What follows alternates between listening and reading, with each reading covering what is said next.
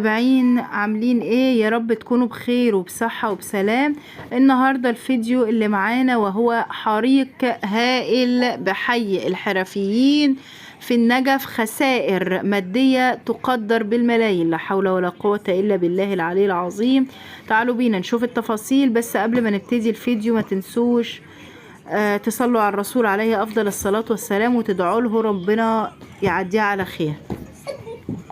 هائل يلتهم 6 مخازن لبيع المواد البلاستيكية والغذائية في حي الحرفيين جنوب غرب مدينة النجف، وخسائر مادية تقدر بالملايين.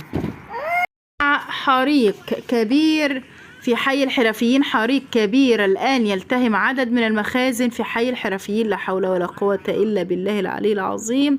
فرق الدفاع المدني تكافح حادث حريق كبير اندلع بمخازن متنوعة بمنطقة حي الحرفيين بمحافظة النجف الأشرف.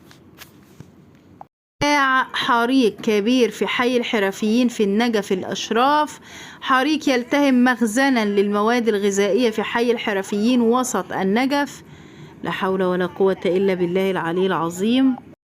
في حي الحرفيين يلتهم معملين لصناعة لعب الأطفال ويحتوي على مواد بلاستيكية مما ساعد في نشوب الحريق، وفرق الإطفاء تستنفذ جهودها ومستمرة في إخماد الحريق، والأنباء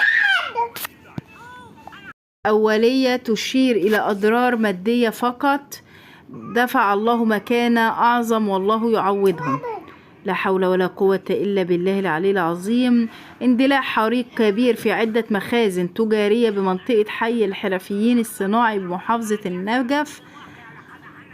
حاولوا طبعا بردا وسلاما إن شاء الله. طبعا هم حاولوا يوفروا مطافي، وطبعا الجو حار فالبلاستيك ما يعني اشتعلوا البلاستيكات اصلا هي سريعة الاشتعال. لا حول ولا قوة الا بالله العلي العظيم. وده كان الفيديو اللي معانا النهاردة. دمتم بامان الله وحفظه. اشوفكم في فيديو جديد وخبر جديد، ويلا مع السلامة.